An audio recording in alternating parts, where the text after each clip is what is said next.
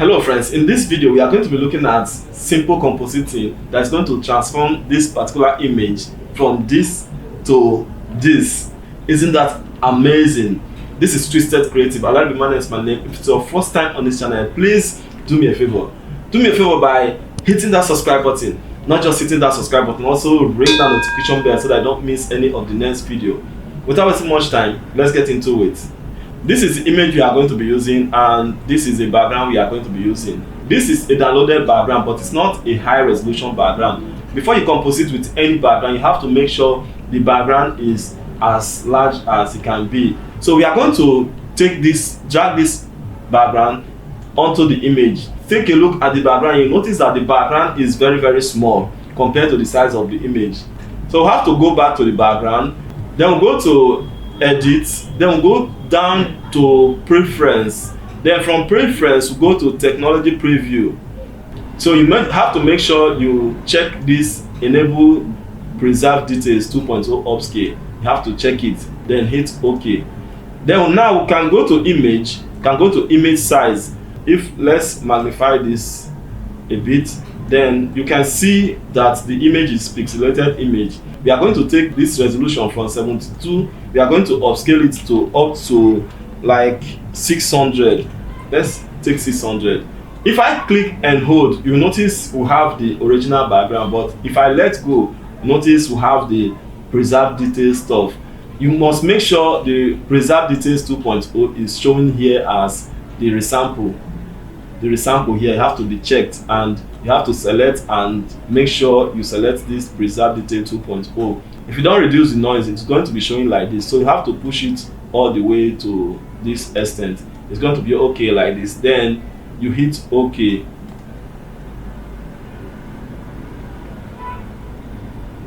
Now you can see what happened to the image. The image has blown big, even want to cover the screen. So we have it like this. Then let's try it again. Let's take our move tool and drag this stuff to the image and drop it. Boom, it has covered everywhere. Let's bring this little one up to see how it was looking. So you can see the difference between the previous background and this is the previous background and this is the new background.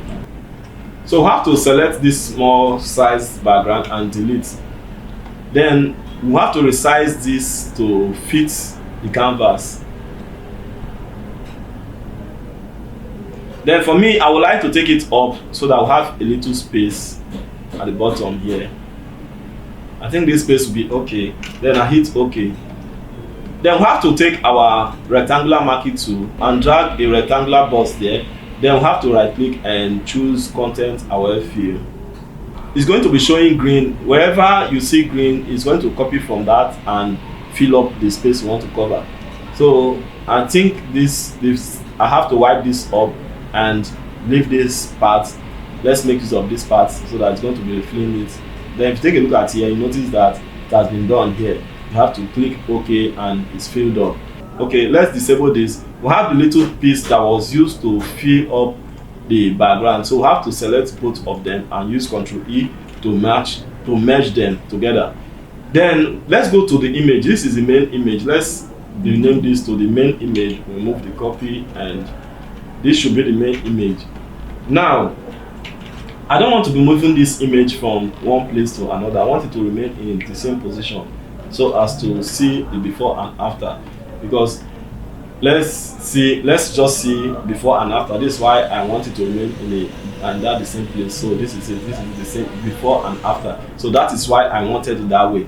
So we have to use our Ctrl J 2 times for duplicates. We have to duplicate this image more, to add more to.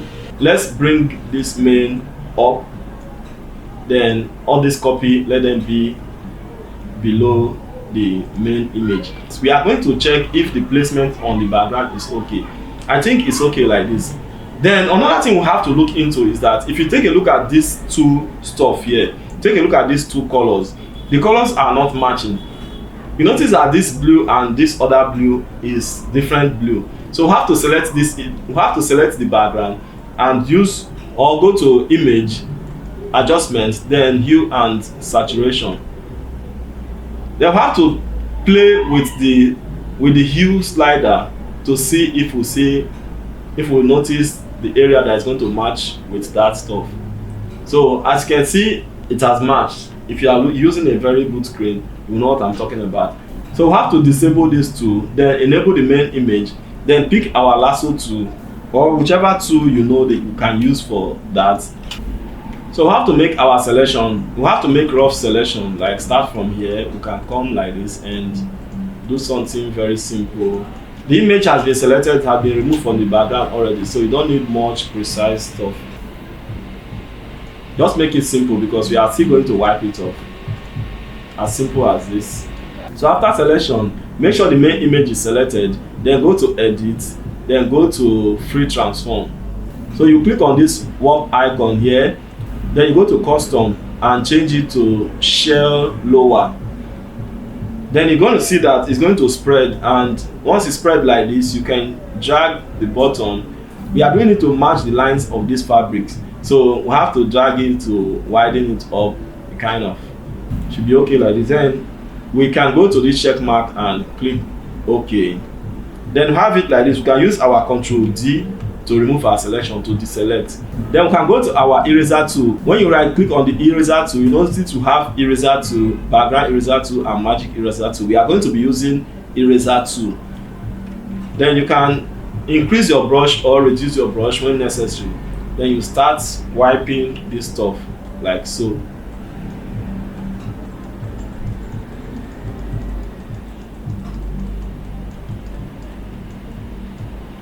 Then you can increase your opacity and flow for faster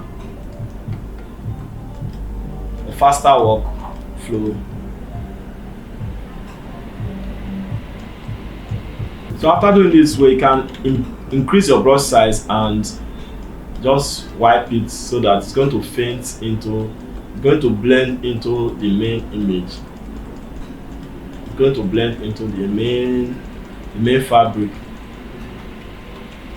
We need some part of the background in front of this image. So how can we go about that? So we'll disable the image, then we'll select the background, then we'll go to our tool, our lasso tool, or whichever selection tool you'll be able to select with. Then go in there and make this selection. You can follow it by the tip.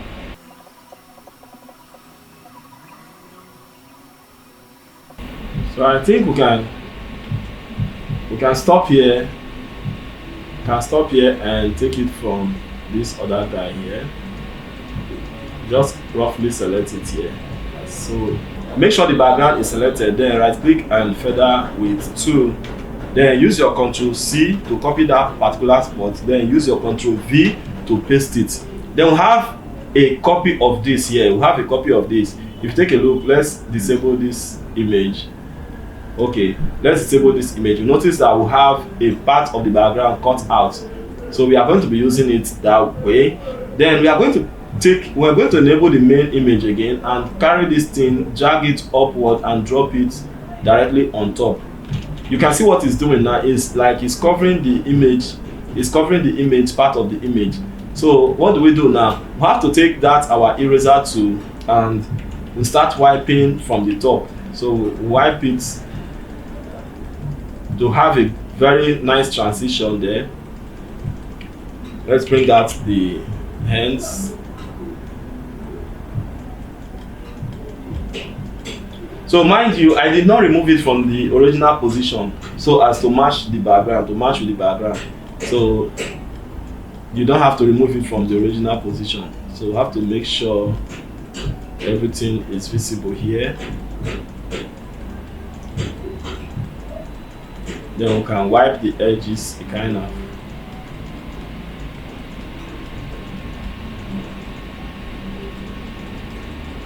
So we have to blend it to have a nice transition.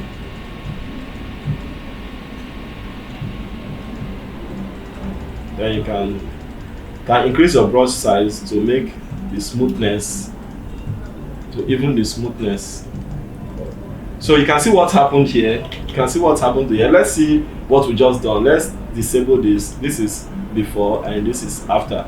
this is before, this is after. Isn't that amazing? It has come in front. So the next thing we do is that we still have to erase some part of the model down there. So we have to select the model again and make sure the eraser tool is selected, increase the brush size, and we do the cleaning. So like this, we are going to place something like shadow underneath that. We are going to make it have something like shadow underneath that. We are not doing any shadow. That area is naturally black, is normally black, it's normally dark. So we are just trying to make it seem as if it's overlapped. It's a kind of tester that is on top. So this is what we got from there. So just have to wipe the area very well. Then you can see what's happened, just like it has transited to add to this stuff. Then the next thing we do is that we are going to go to the next layer. This next layer, we can take it, let's enable the next layer. This next layer is complete image anyway, but this thing is still sitting on top. Then we are going to remove the top side of this layer, which is the main copy.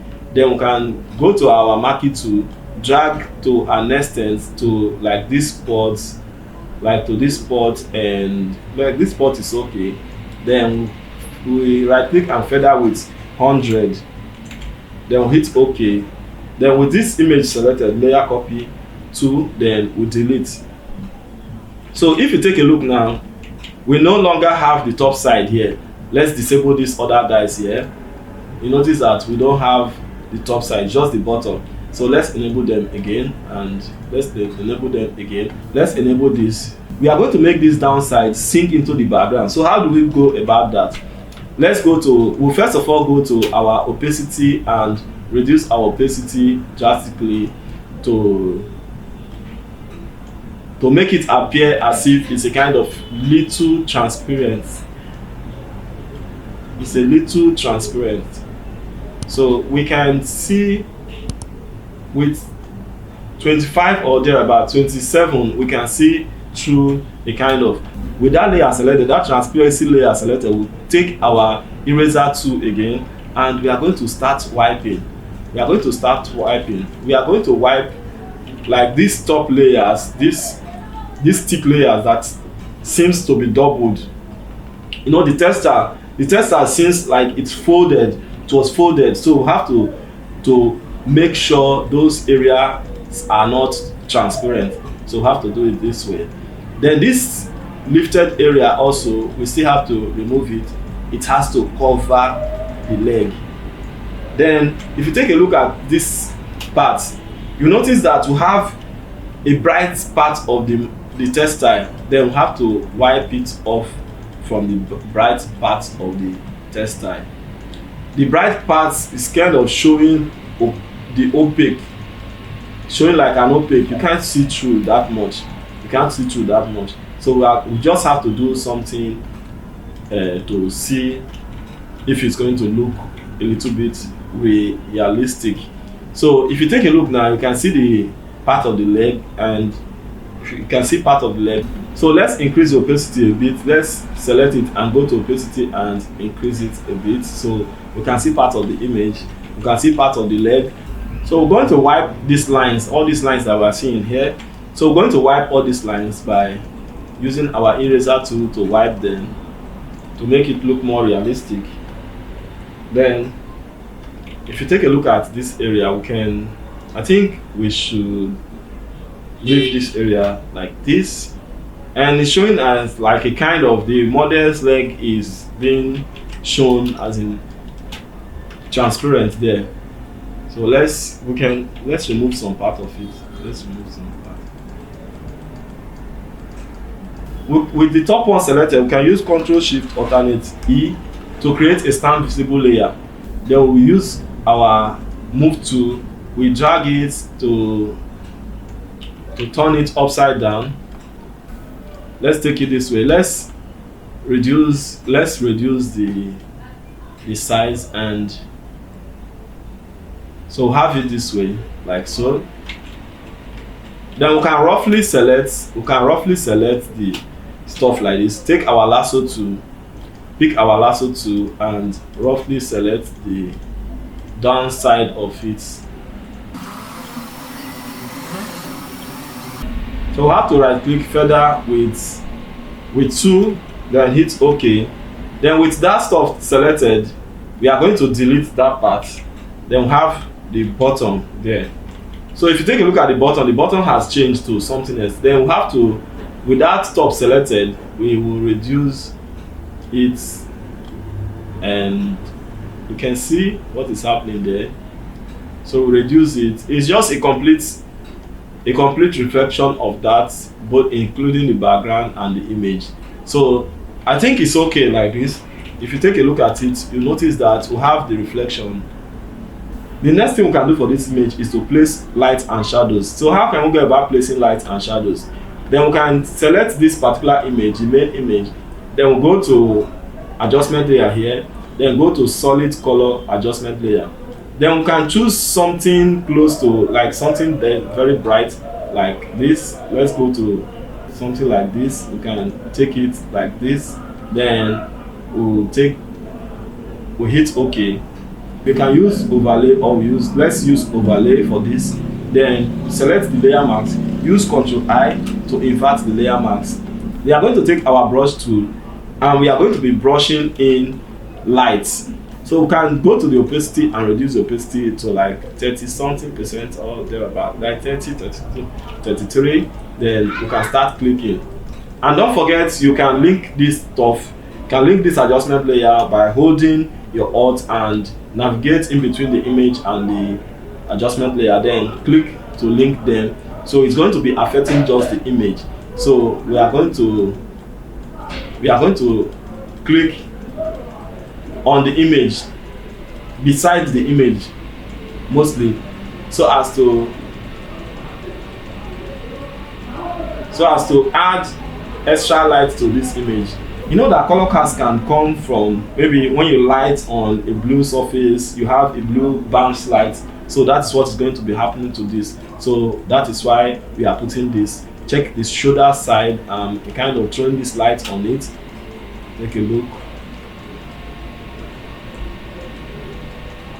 So I'm just doing a very rough work, but if you are doing yours, you can take your time. So let's go, and control this light here. Okay, then we can go to this top side and do the same thing, just by the edges. We can leave the bottom for the shadows. So have this area covered. We have to click on empty layer here. Then we have to hold our Alt down and link it to this image also, so that it's not going to affect the background. Then we'll go to the color here, color picker. We'll go to this color, then we'll choose a particular color here. We need these dark spots. It's falling on blue. Then we need the darker part of it. Then hit OK. Then we'll have the color. Then with this brush, anything we brush now is going to be affecting just the image. So we're going to reduce our brush size and paint the edges here. So you see what is happening here. We're painting the edges to make it fall into, to make it sink into the background.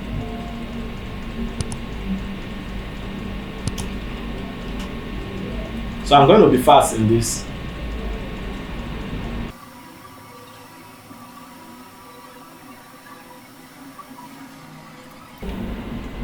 So I think I'm through here. We can go to this other part and do the same. We'll do the same.